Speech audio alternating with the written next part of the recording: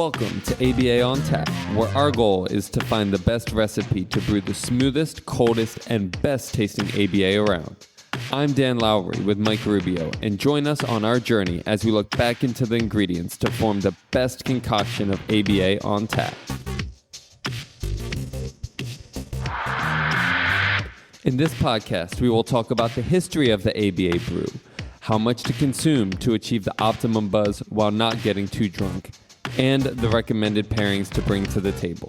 So without further ado, sit back, relax, and always analyze responsibly. All right.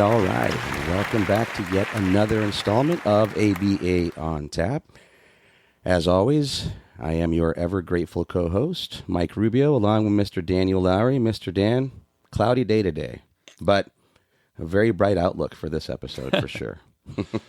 Yes. This is a long time in the waiting. This was scheduled for a while ago, but due to some circumstances, it got postponed. But we are super excited for this episode. So I've got to tease you a little bit, as I like to do here at the beginning. We've been working together for a long time. In fact, we've been working together almost 20 years, with a few breaks here and there. And a little over 10 years ago, we had a little reunion, started our reunion tour, which has lasted about 10 years now. Reunion tour. And you've been very active in that time in parent education. And you've amassed this amazing repertoire, this amazing library of materials. And one of those materials is a very important article. 7 steps to improve instructional control. Yeah. And about a year ago, we had the distinct pleasure of moderating a conference.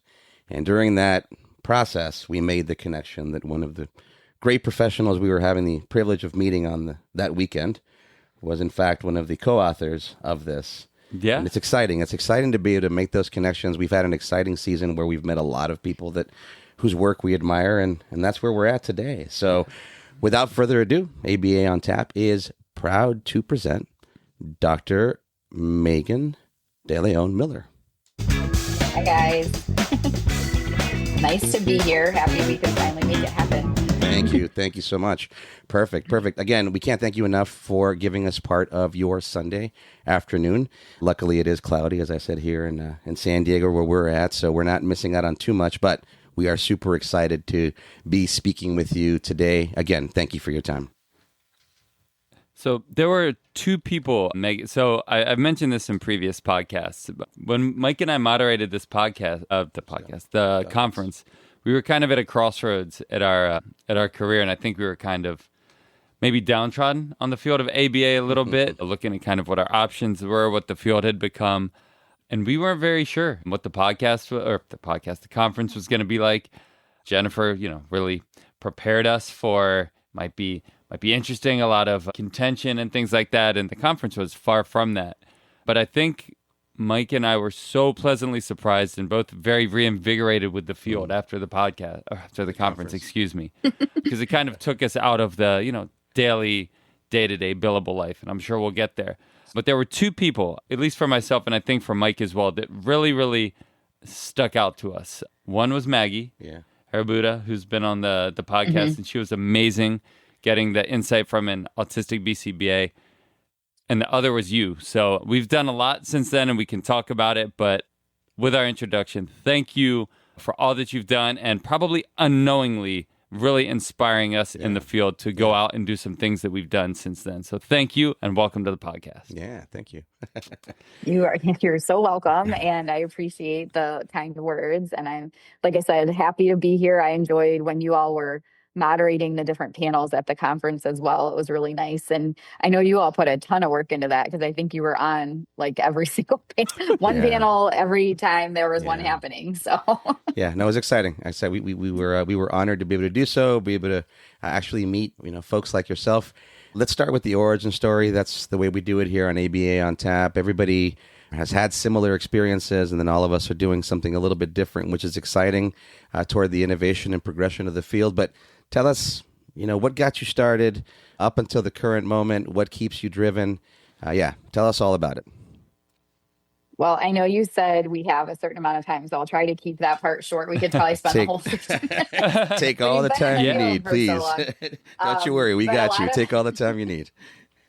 A lot of my, like, from the time I started in the field, and even I still feel like now, if a lot of things are more what I say would be happenstance or butterfly effects. Like, there's not necessarily, I make intentional moves. Like, I have my values and I make decisions based off of those, but where my path goes, it's not like I'm like, oh, this year, this is what I'm doing. It's just stuff happens. So when I was in all the way back in high school, Okay. I read There a we go. book randomly for my one of language arts class. We had to pick a nonfiction book to read and a fiction book to read, but they had to be on the same topic. And I liked the whatever, we had different categories to choose from, and there was one on autism.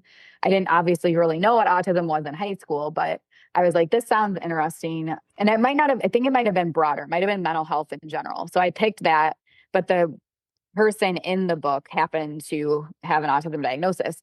And I was just fascinated by, what the story was that happened in there, and the way she navigated things and whatnot. So then when I was in undergrad, we had to do an internship or like a practicum for our senior year. And there were only two places to choose from. There was an autism clinic and a mental health institute.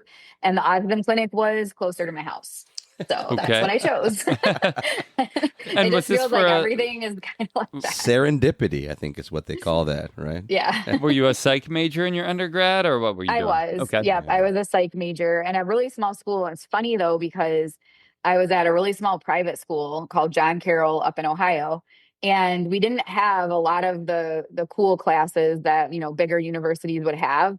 However, there was a learning and behavior class. And like everyone always talked about this one professor and her rats, but they always made fun of it. So like I never even tried to take any of the classes because especially the one semester that I could take it, the person teaching it wasn't her, and everyone said he was really mean. And I was like, well, I want to take something else then. So I had the opportunity, even at my small school, to take classes and I didn't. So then when I did that internship and I worked with the Cleveland Clinic as a like in-home like contractor, and basically showed up to a child's house, and the consultant came and she handed me a binder and she was like, here you go. See you later. And that was that. And so And that had to I be a was trained 3 on nothing. had to be a 3-inch binder too, I imagine. Oh yeah, it was right? real thick and Had it to had be. all his programs and It it had had to data be. sheets. It had to be. Yeah. But there was no like, nothing. I mean, I had what I knew, like I had observed, at the clinic, but that Okay. was it. No, nothing. When people say, I love it.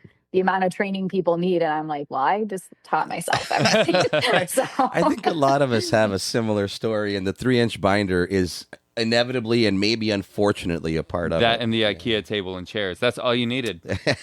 And had to be IKEA. Dan loves that part. And maybe some pecs. Oh, at that Yeah. at our beginning, yes, maybe some pecs. Certainly something laminated had to be there. Otherwise, you weren't doing it right. Anyway, continue. Right. Yeah. So I did that for a little bit. I thought I was going to go to grad school for my PhD, and nobody at the small school I went to had prepared me that how competitive clinical psych PhD programs Oh were. man. Yeah. Yeah. So I was like a failure for the first time in my life. I applied to really big schools like Duke, Ohio State. That took 5 students out of 1,000. Like Yeah. no one had ever said, I figured I had straight A's, like good scores on my GRE. I felt like it was fine. And then afterwards found out that like it was basically impossible. So I took a year off, and during that year I moved on to Columbus and just worked in home with families. And I had a really unique situation where at that time there wasn't the BCBA that had just started, right? This was like early 2000s. So no one in Ohio was certified. It was consultants who mostly were trained by people that had worked with Lobos, but there were other people starting to kind of branch out and see what other things might be, other like strategies and techniques and styles might be out there. So I had, I think 3 or 4 different consultants, and each one did things slightly differently. So I never had that like rigid, you have to do it this way. This is how we do things. That's kind of awesome, maybe. experience. Yeah. Maybe to so your that was benefit. really nice. Yeah. Right. I got to see from the beginning that it's flexible. That's awesome. So that was nice. Similar situation though, where like with each family, we were meeting with a consultant, once a month, but it really felt like we were all just figuring stuff out on our own and trying to do the best we could for each kid. So I learned a lot because I had to, if I wanted to do the best to support the children. And then I also, like, one of the teams I was on, the two people that were also working were friends of the mom and had really unique backgrounds. So one was an art therapist and one was a play therapist. And they just brought in, again, really creative, unique ideas. And the consultant was really open to just doing whatever everyone was suggesting and just aligning it with the science. So again, I got to have that modeled for me and see very early on how well that works. Yeah. And like when people were trying to be rigid, I saw that wasn't working. And then I saw when we were flexible and really working with what would work best while doing things in a scientific way and taking data. So that worked for me. And I just fell in love. I went to Florida State for my master's. It was the only school I applied to. I had taken, again, happenstance. When I didn't make it into the clinical PhD program, I was like, I want to live on the Gulf of Mexico. So I went online and I found all the universities I could on the Gulf of Mexico, and Florida State just happened to be one of those. And when I found out you could go to school for behavior analysis, they had their application window was still open, but Ohio State's wasn't. So I just applied to Florida State, moved down to Panama City, got to go to school. Like, we showed up and Dr. Bailey, everyone was like, oh my gosh, it's Dr. Bailey. And I was like, who's Dr. Bailey? I don't know who this is. And I always love to tell people my very first ABA class I had to take at Ohio State because I needed it in order to go to Florida State. Like, I didn't have any college coursework in behavior analysis, and they had a few prerequisites. So I took ABA for teachers with Dr. Cooper. Oh, that was my first class. Oh, wow. So again, had no clue who he was. With the Cooper? The Cooper. Yeah. And he was so cute. At the end of every class, he would bow and say, thank you for learning. And we would bow and say, thank you for teaching us. And he was just like the sweetest, best professor ever. What a cool, that's what a cool little story you just shared there, man. That's awesome. Yeah. How great. I mean, so, you mentioned people being trained by Lovas. You're saying Bailey and Cooper from a very strict ABA perspective. That what a cool contrast, right? Because so many of us are now our experience is based in some sort of autism treatment. So you've got a much more pure experience in saying, hey, Cooper and Bailey, those are my guys. Yeah. That's awesome. Yep. That's awesome. And when I was at Florida State, I was frequently reminded that I was in a behavior analysis program, not an autism program. That's excellent. And I would tell my one professor, Dr. Murphy, I'd say, but Dr. Murphy, autism brought me here. I wouldn't be here learning about this science and wanting to know what was going on if it wasn't for autism. So you got to let me have my autism thing too. Well, we'll get into this too. I mean, that's sort of a modern quandary, right? Yep. What else is our utility currently to a lot of people? It seems to be the only thing we do. So, but we'll get onto that. We'll let you continue. Yeah, well, I mean, that's pretty much it. Like, I went to Florida State. I realized as I learned more about the science and grad school, especially, that I was kind of a natural behavior analyst. I was a lifeguard and swim coach and swim teacher for a while before, like when I was in undergrad and even high school. And I was using shaping with my little ones, like, that were scared of the water. And I just didn't know what that was called or anything like that. And I was in gymnastics growing up, and I recognized a lot of the things my coaches did in gymnastics. It was similar, unfortunately, very punishment focused, but I mean, there was some reinforcement involved as well. And then I took a few years off. I worked at Florida State as a clinical director, moved up to Virginia, started an ABA company called Navigation Behavioral Consulting. As I was doing that, I decided I wanted to go back to school to get my PhD. And I went back up to Ohio, did my PhD at Ohio State. I had an advisor at Ohio State. Her name's Dr. Malone, and she works more with significant disabilities. A lot of folks in more of like just ABA don't really know her work as well. But if people in disability studies and focus more on intensive, like more severe disabilities, know her work, because she was working with like gaze shifting and looking at, children with really significant like motor disabilities that couldn't, and like physically could not do anything besides use their eyes to communicate. So that was her research. It was really fascinating. But she was very flexible, and I wanted to do my dissertation on precision teaching and motor movement fluency. So Dr. Rick Kubina, he was at Penn State, but had graduated from Ohio State. So he served as my co-advisor. So that was really nice too. I was able to have like two incredible people giving me feedback on my dissertation. Then I graduated, moved back to Florida, and I still had my company, but I was like, I'm going to be bored being in Panama City if I don't have like a physical job here. Like, I don't want to just be doing stuff like running a business online. So I didn't want to take on clients in Panama City because there's already really good services there. And I just didn't want to really be doing that. So there was a group that's funded through the Department of Education here called the FSU CARD. It's not CARD like Doreen Brand-Panish. It's CARD like here in the state of Florida. It stands for something similar but different, and it's funded by the Department of Education. So I applied to work with them, and another really happenstance, unique experience. They wanted me, but they were also doing research. And one of the researchers, her name's Dr. Amy Weatherby, and she is phenomenal, like huge autism expert, but from social communication. She's a speech language, her doctorate's in speech language and communication disorders. So I got to join this multidisciplinary team. And at that point, I had been a BCBA for 8 years. I had already been traveling and working internationally, thought I knew a lot. Holy cow, did I know nothing. Like, I was blown away by the amount that I did not know. So it was really, really cool experience to get to work with her and her team and learn so much that really drives a lot of what I do now and a lot of the training and coaching that I provide. Again, just happened to, I wasn't intentional about it. I was just like, oh, here's this opportunity. So yeah. And then I moved to St. Pete and started doing Do Better in 2018. So that's my very long origin story. That's amazing. That's amazing. You might have noticed that Dan usually gives this little caveat that he's looking down at his phone because he's taking notes. He's actually checking his Facebook. He's a little bit addicted.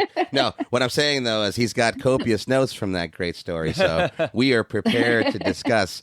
If you don't mind, I'm going to jump right in. Of course. You just said something that really resonated with me in sort of the progression of your learning and saying, wow, I had done all these things and I thought I knew it all. And then you hit this experience that taught you a whole bunch of new things. Talk about that a little bit more. What were those new things? Maybe pick a few that you picked up during that time that are integral to your practice right now, and they're probably a little bit different from what other people are doing. So that really resonated with me when you mentioned that. I'm like, oh, I need to know more about that. What is that stuff? Because that's the good stuff. That's probably what sets you apart in your practice and the things that people can really learn from, take away from. Of course. Before I do that, I'm just going to mention two things in case you all want to come back to it. I completely skipped over the work with Robert Schramm and how that started. And then we'll get to that. Over the international work, like how that started. So often people want to know like how that started too. So we can come back, obviously. Dan's saving that for two big things in the origin story that I skipped over. Dan's already saving that for the third hour of the installment. Don't you worry. We got all right. Okay, so go ahead. But no, so the research, what we were doing is early screening for autism diagnosis. And so I was working with families where they would come in for an evaluation, and I had to be trained on the ADOS at the research level, which is like very intensive training. Some people will go to like a little workshop and learn how to do it to just do it and then assist psychologists in diagnosing. But the research level is a much higher level of fidelity because you have to be able to score it in such a way that you would have IOA and all of that kind of stuff. So the ADOS part was part of the most eye-opening because it's very well written. The way you code for the different sections of the ADOS, the operational definitions are pretty detailed, but the things that they were defining, like shared enjoyment and reciprocity and all these social communication things, I was like, I don't know what any of this is.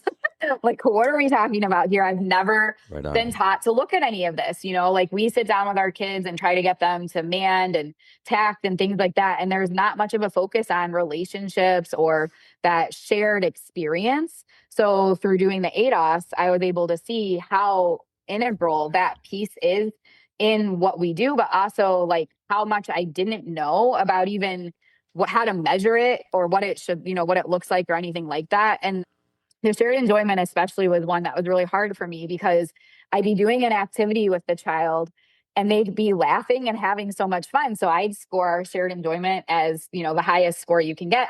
And then I'd go to the person that was coding it with me so I could pass my, little test. And she's like, no, that was not good. But I'm like, wait, what? They were laughing. They were enjoying it. And then they would point out to me, they were enjoying the activity. They weren't enjoying you. Right. Like they weren't hating me either, but they weren't like they sharing that experience with me.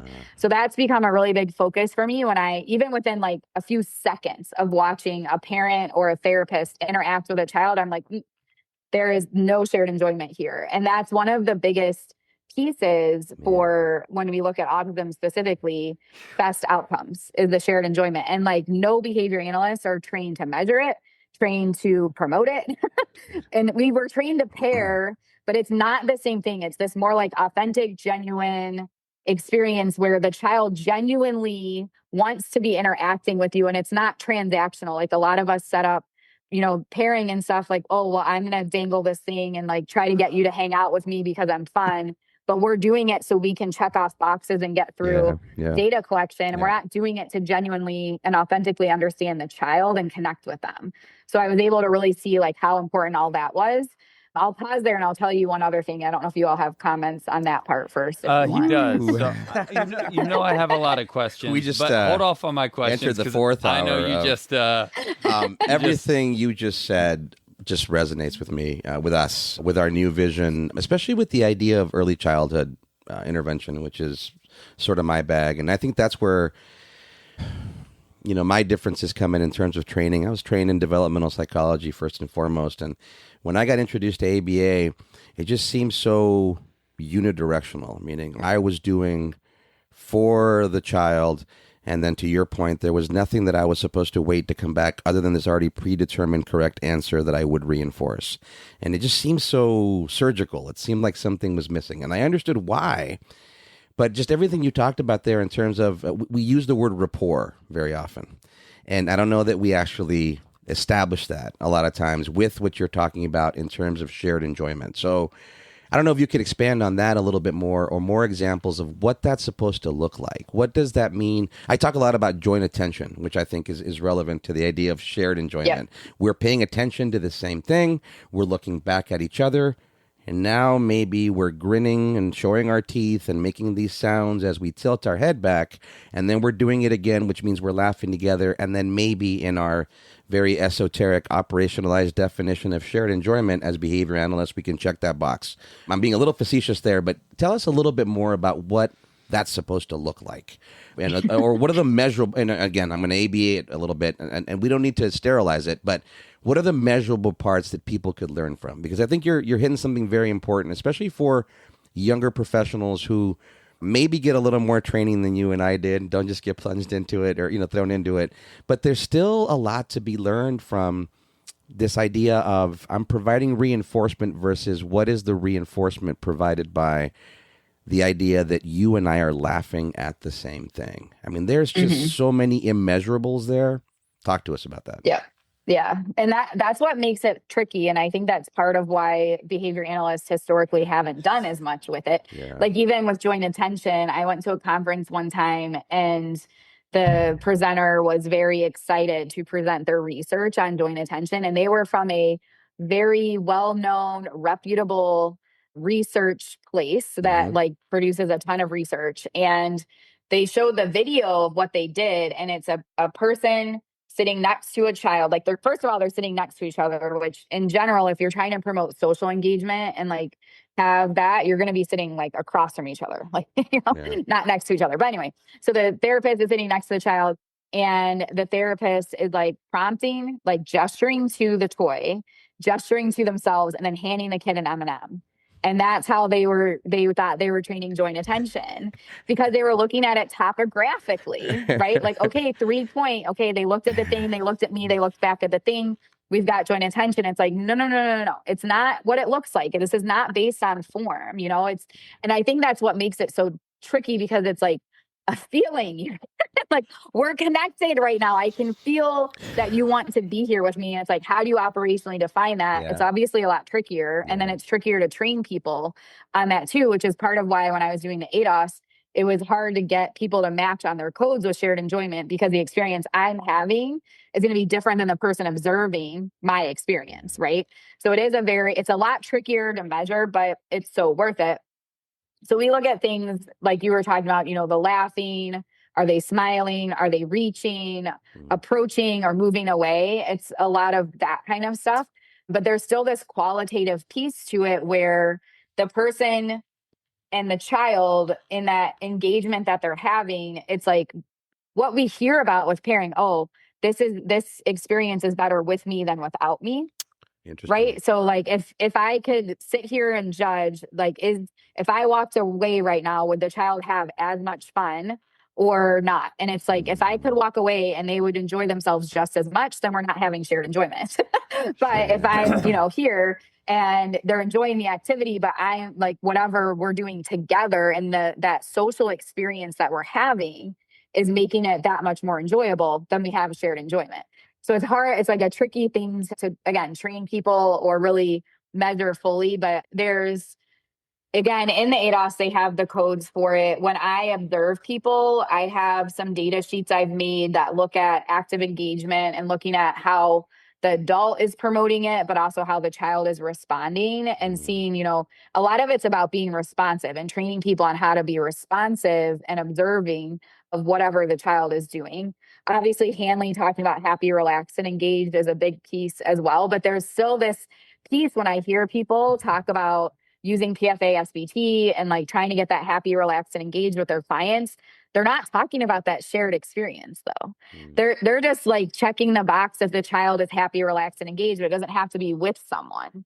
And I'm not saying it always has to be with someone, but in the research that we're seeing, the more we can create those experiences and really bring more value to this shared interaction at a young age, the more likely we are to see better outcomes, because that's what sets the stage for communicative intent, for communication to be functional and meaningful and have that motivation to want to interact with people, whether it's just to get their needs met, like, or whatever. I mean, the reason why the communication happens is going to vary drastically. Yeah. Every single one of our clients, some are more extroverted than introverted, and that's fine. But to at least set that foundation of, hey, when you need something, when you want attention or whatever, this is where we get that.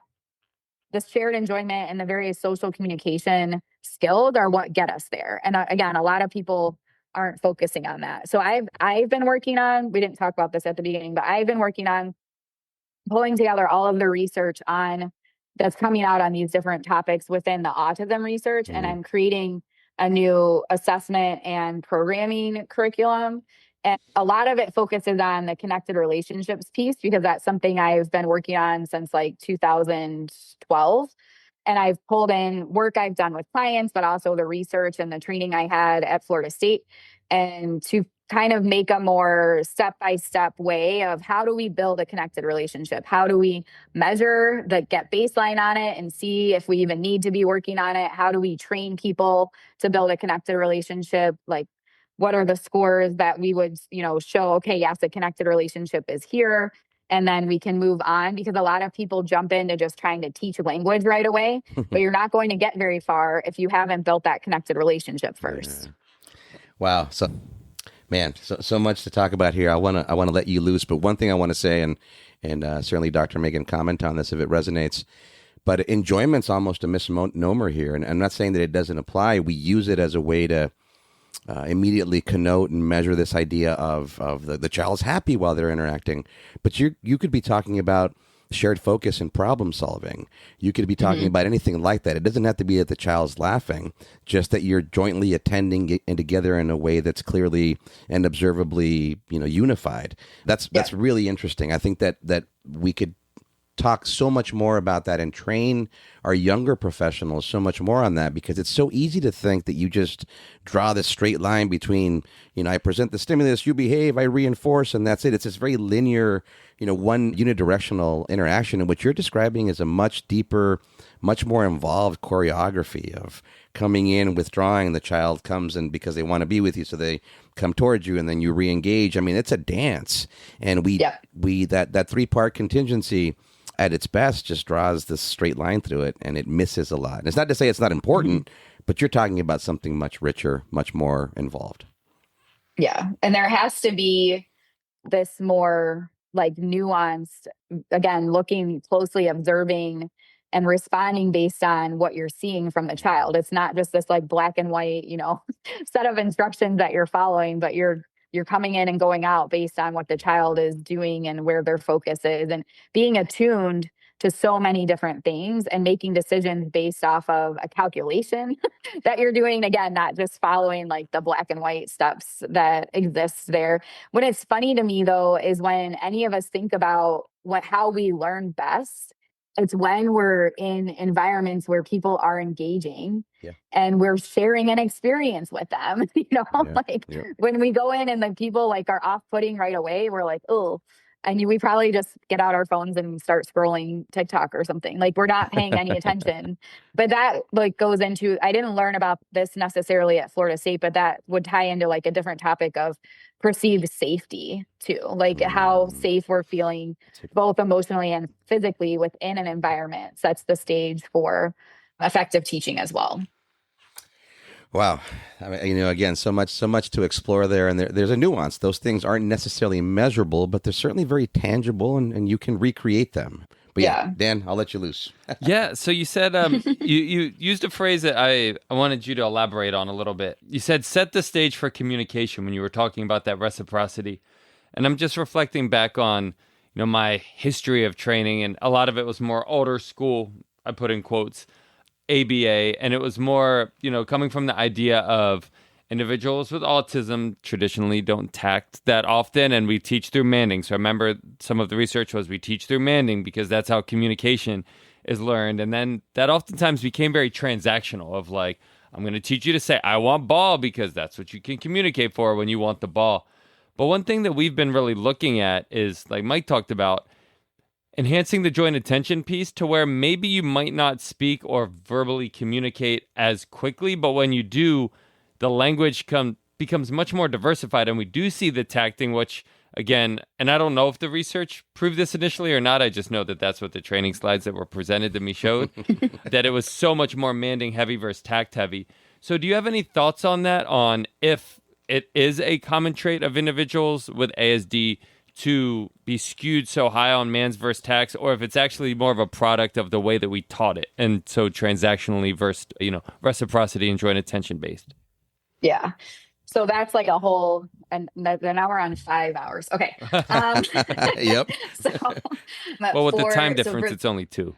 I like that. All right. For this topic, it's like so much bigger to me. It's the short answer is yes. I think it's about how we're teaching, but that's partially because people think that manding is what comes first, and it's not.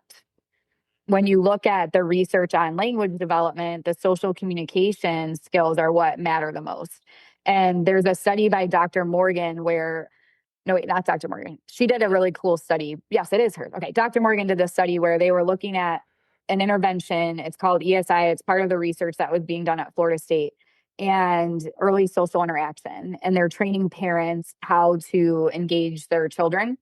And at the beginning of the study, they looked at a few different baseline measures, and one measure was a social communication measure. Another measure was a language development measure. And then they did a couple of others. They provided the intervention, and then they did the post measures. What they found was, in terms of the final language development that the children had, the thing that best predicted how much language development we would see was not their baseline scores of language development. So you would think like, oh, the kids coming in with higher language development scores would end with higher language development scores. No, it was social communication. So social communication better predicts language development outcomes than language development itself. Really? Okay. That's how important social communication is. So when we have so much of us focusing so heavily on, we need to teach them demand, we need to teach them tact, and we're doing all this language focus without first measuring social communication and building up those skills. If you think about your clients, where sometimes you're like, man, these clients kind of came in, I thought they would make the same amount of progress, but one really progressed and one's still kind of in the same spot. if you looked back, the difference was probably that one had social communication skills and one didn't really have those yet. So the more that we can get everyone understanding, hey, this is the critical thing that we need to be really measuring and taking into account, whether we're working with 2-year-olds or 20-year-olds. Like, it doesn't matter if that social communication part isn't established. Anything we're trying to do that involves language is not going to go as well. And I saw that really frequently when I was doing assessments, because we'd have kids come in who were talking, had tons of words, but they had zero social communication. Interesting. And then we'd have kids come in that had no words, but their social communication was amazing. So there's like this Absolutely. huge difference that happens. Yeah. One other piece to that, though, is criticism, I guess, I have in general of research that's happening, even from my favorite researchers, which is the failure to also connect with the unique interests of the children that we're working with. So when we say social communication needs to be focused on and social communication isn't there, the ADOS and other things that are measuring social communication are doing it based off of what a typical child might be interested in. So when we would do our different assessment items, we're like playing with a doll or playing with a car, doing certain things that like a 2-year-old generally would be interested in. And the kids are like, oh, no response whatsoever. But I watch them and they're, lining up something or stimming on something. And if I were to join them in that and connect with what they're interested in, we'd see all sorts of social communication. So that's the other piece of it, is it's not just about understanding we need to be measuring and programming for it, but we need to be doing it in the way that's functional and meaningful. That makes a Why lot of do young children engage in social communication? Because their parent is imitating what they're doing, because their parent is connecting with them. If we are constantly trying to redirect them to this is what you should be doing or whatever, and we're not honoring and affirming how they're showing up and just connecting with that, then we're not going to see those skills. And the research on social communication right now is pretty much all based on, well, we tried these things that a 2-year-old would normally like, and they didn't respond to that. And it's like, well, what do you think would happen if you just tried, if you backed it up a bit and thought about, okay, well, why does the 2-year-old like those things? Or why does that experience happen for the 2-year-old? And you emulate that instead. Oh, it's happening because people are imitating them. It's happening because people are laughing with them. And people aren't constantly following them around trying to get them to do opposite of what they're naturally drawn to. So 2 big things have to happen. We have to understand social communication, but we also have to connect with the actual human in front of us and not try to fit them into a box.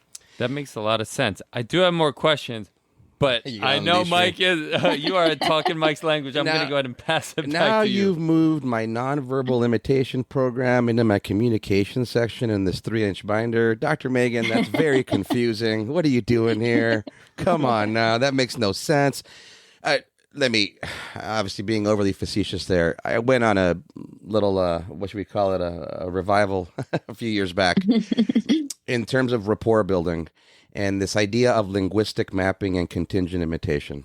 Literally, you're commentating on what's happening in the environment, what they're doing, what you're doing, and within reason, you're imitating what the child does, And I had a lot of RBTs kick back, well, this is an ABA. What are we doing this for? And I said, for one simple reason, so you can pay attention to what the child is doing. Because otherwise, we're going to come in with all these predetermined programs that may or may not work, and you're going to run these contingencies in a linear fashion, and you're not going to pay attention to what they're engaging with. But if I make you imitate them and commentate on what they're doing, what's happening in the environment, then you're forced to pay attention to the child for a little while. And then you might build rapport and figure out. And I have this theory, too, if you do that enough, which also makes you kind of be in their space, and then maybe they move away, so you move away and you come back. Eventually what ends up happening is you show up and the child gets right next to you. And now, because they're accustomed to that, that's what you've built over time. So now, I'm skipping over some steps, but it's a perfect time. That's what we sort of refer to as instructional control, or at least the opportunity to have it, because you've got somebody's sustained and interested engagement. You've done for me, you've shown me things. Now, when you show up, I want to be in your space. And then now, from a more adult-directed perspective, you have a chance to demonstrate those learning pieces or those targets. The other thing I was thinking about is, I'll get to a question. What do your targets then look like, right? So let's go back to that 3-inch binder. If we're talking communication, you're going to have a colors program, a shapes program, all these things that make sense from an educational and linguistic perspective. But you're talking about something that's way different from that in terms of targets. So what do those targets now look like in what you're talking about?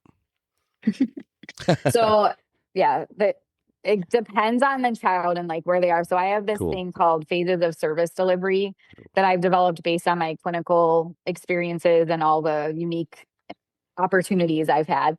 And what I do is I go through the phases. So the first one's connected relationships. The second one's emotional regulation. The third one is the big 4 preventative skills from the article by Alav Rosales in 2018. And then we finally start to move in, it's depending on their age, executive functioning. And then the last is, if necessary, a functional assessment. So if they're in like that connected relationships phase, the targets are more looking at, if I'm essentially following the child around and joining them, how are they responding to that? And like, are they allowing me in their space? Are like, how many gaze shifts are we getting? Looking at that shared enjoyment and reciprocity, and just that kind of like, are we having these back and forth interactions happening? For imitation, I use reciprocal imitation training, which puts imitation in that communication box. The research shows imitation is an early form of communication. So it has certain phases that it goes through. And the first one is you're just imitating the child, and they continue to imitate, like, or they continue to do the action. Some children, if you imitate them, they're like, what? Right. And they move on. They're like, I don't want you around me. So that means you have to do more to build up and like earn that, respect and interaction with one another. But the phases from reciprocal imitation training are really nicely laid out. It's one of the only models that has group like randomized control design to study its effectiveness, which is funny because like do this imitation training has none of that, but everybody does it still. But how are they going to do it if you don't tell them to do it, Megan? And you better not label the action. That's too enriched. You have That's to say verbal this. imitation. You have to say this, right, in order to make sure it's nonverbal. Oh, I could talk all day about that stuff. Yeah. Oh man, I had a question and I forgot it. Shoot. Oh, were you Ask questions. were you referencing? Was that the Schreibman? What joint attention or reciprocal imitation? Reciprocal imitation training is. Schreibman did a really good article, I think, with Waylon. Yeah. There's been a few different folks who are publishing the research, but I think Schreibman's like the initial. There was an early person. one. Maybe she did it with like Whalen or Ingersoll or somebody like that. Yeah, the 3 of them have done publications and like together and separately. And then there's been, I think Landa might be one too. There's different people who have replicated and extended and all of that. The reason it resonates with me is that Schreibman paradigm or that protocol is one that I've adapted to in my training for younger pros and saying, look, this is the research-based one. I'm not expecting you to use this as a recipe. So I don't want you to be a baker with this. I want you to be a cook.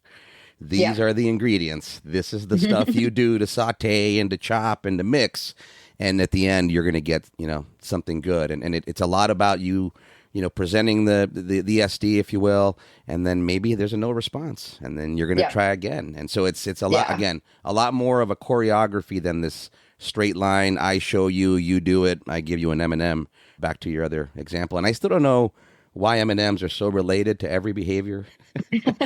we tend to think they're related to everything, at least historically. M&M minis the M&M minis kids were essential because then you wouldn't satiate as fast. Anyway, we like to be a little facetious about some of the silly things we've done earlier in our career. And not to say they were, they were just a little misguided, right? We didn't know any better. And that's why we want to talk. We learn better, do better. Yeah. We'll get to that in a second.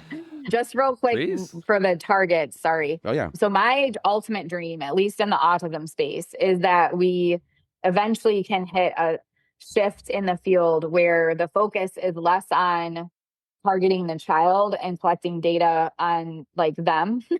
And it's more based on teaching the staff or the parents or the teachers how to create an enriched environment. And we're setting up opportunities based on what we know from the research to promote these skills and to like make it more likely and more probable that those skills would functionally occur. And then we take data, we still would take data on whether or not they did, but it's more, we're putting more of the onus and the responsibility on the adults to be able to understand, what to do instead of trying to measure every little aspect of the child. Because again, it is based on my clinical experience, but I think the research is getting us there too. The difference between different outcomes is not typically how many boxes we can fill in on the VB map or the ABLES or PEAK. It's how well the environment is feeling safe and supporting this unique person and like being able to navigate everything that's happening around them. I love that. I mean, that was something that was my tangent. Like we worked Take at a data on company yourself. Take data on what you're doing. Yeah, you were big on that for a little while. Maybe 8 to 10 years when we ran that company. We had pretty much creative freedom. We had a very unique contract where the insurances were. We had pretty much creative freedom with the insurance that we worked with, which was amazing. And so we were able to do a lot of testing and things like that. And that was something that I came up with kind of towards the end of, let's take data on the RBTs presenting the trials, more so than just the taking data on the kids, but let's make sure the RBT is providing the enriched environment, because that's going to be the more important thing. The idea that the trials by themselves don't teach, and I think that's what we were doing, is we were trying to teach based on the presentation of these trials, and what are we doing to teach the concept before. You did really well with that. So the RBT, we're going to present certain stimuli a certain amount of times, and then you had a good way, I forget how it was, of gauging that it was meaningful, that there had been some sort of, it was right around the time we were doing the joint attention stuff. We got very heretical and moved into frequency and rate data as opposed to just percentage of opportunity, which, man, got you in trouble. Got me reported to the board because nobody knows more than a new BCBA who knows that if you don't do your 10 trials across 15 sessions and then, anyway. But yeah, that went nice with frequency because that was another thing, right?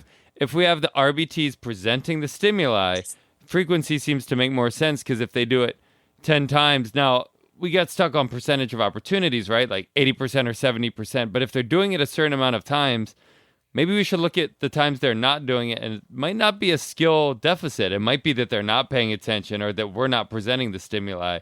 So often we would then put it back on the client and be like, oh, they haven't mastered the skill. But maybe they haven't. They're just tired of us presenting this trial over and over and over again. Why are you asking me this again? We call that satiety, don't we? Is that the word we use? Yeah. But I have a question for you, actually, because I so much resound with what you're saying.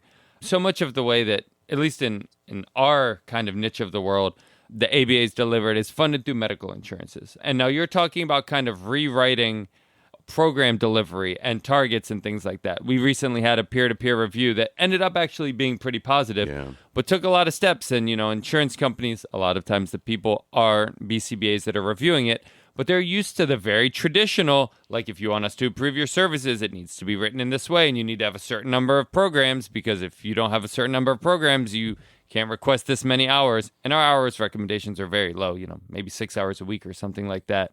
So have you thought about that, run into that? Any thoughts on that larger thing of, as you're trying to kind of rework how the targets are presented and the procedures are delivered, kind of navigating that insurance realm to make sure that we get funding? So she I'm likes really this fortunate. question, I can don't tell. work with insurance, Yep. but I used to. I see. But no, so there's a few things that come up for me though, because obviously, everyone that's in the community that I train and coach, they generally are working with insurance. So I do think about it, and in the new assessment and curriculum, or I don't really want to call it curriculum, but the assessment and like programming guidance that I'm creating, it's going to be aligned with medical necessity. So hopefully it'll be easy enough to put into like an insurance focus. There's a few different things that come up. One, it depends, because like I think some insurance companies are far overreaching what they're actually legally allowed to be doing. And the more that ABA companies are attending things like the Autism Law Summit and learning about mental health parity and all the things you should know from working with insurance. And I know this might really make some people mad, but there are PE-backed companies now that actually have the ability to fight this stuff, and they're working on it. Like, as much as people might criticize PE-backed companies, that's probably one benefit, is that they're, it's highly in their best interest to get the insurance companies to do what they're supposed to be doing, So we have, I feel like, another way to push back than like BCBAs who are trying to operate their own company and don't really have the time or resources to really push against the insurance companies. And of course, then we have places like CASP and the Autism Law Summit. So that's a big piece of it, is like the more we can do to get insurance companies to take a step back. Because when you look at like going to the doctor and speech language pathologist and things like that, they're not required to give nearly as much detail as some of the insurance companies are trying to require from behavior analysts. But the other piece, like for the ones that really are just requiring what's necessary for, providing the benefit, I think sometimes behavior analysts are giving too much information. Like we're taught to be so clear and write these really detailed treatment plans. And then we're giving the insurance essentially ammunition to use against us, when all we really need to be doing is giving them the long-term goals, maybe the short-term objectives, and then our data about progress. Now, when we go back to the home and we're using behavior analytic strategies to obtain those goals, in reality, the insurance company doesn't need to know all of those things that are happening. They need to see us, yes, attesting that we're using behavior analytic procedures, but we've met these goals, and here's the data to show we've met these goals, and here's our new goals, and here's the assessment results and the data. That's what they need. So if that's the case, if I'm working on training people and my focus is more on, I'm going to coach and train you and help you learn how to set up the environment better, then the data I can still collect, and I don't even need to collect it. Like we're taught, you have to collect multiple data points per session, blah, blah, blah. In the research, that's not actually true. When you look at, especially naturalistic developmental behavioral interventions, they're not doing that, and they're seeing just as much progress, if not more, because again, what's the critical component? Shared experiences. How are you having shared experiences if you're taking data every 2 seconds? Like you're not. It's not happening. Are you going to report her to the board, or do I need to? Because Well, I got reported for saying that you didn't have to Megan, take 10. We're going to have said to. Not even multiple. Wow. We're going to have to end here. I'm not sure that we're. I like to say, if you're texting, who's driving? That's exactly my best analog to and it happens to us in modern day interaction. We do it to each other, and that's not what we want to do with our kiddos. That's not a good model. And so we agree 100% with you. We used to like to say, a point is a point, 2 points is a line, 3 points is now a function. Mathematically speaking, you can figure out a lot of things from. And it's not to say that you only need 3 points, but if you take those 3 points at the right time and you sample them across a span, you're going to get good information. Again, the more data, the better. But the idea that we've historically tried to recreate sessions through data points, that's ridiculous. It really compromises the interaction, to your point. Well, it looks like I get the last word, as this concludes part 1 of our interview with Dr. Megan. Please do return for part 2 and always analyze responsibly. ABA on Tap is recorded live and unfiltered. We're done for today. You don't have to go home, but you can't stay here. See you next time.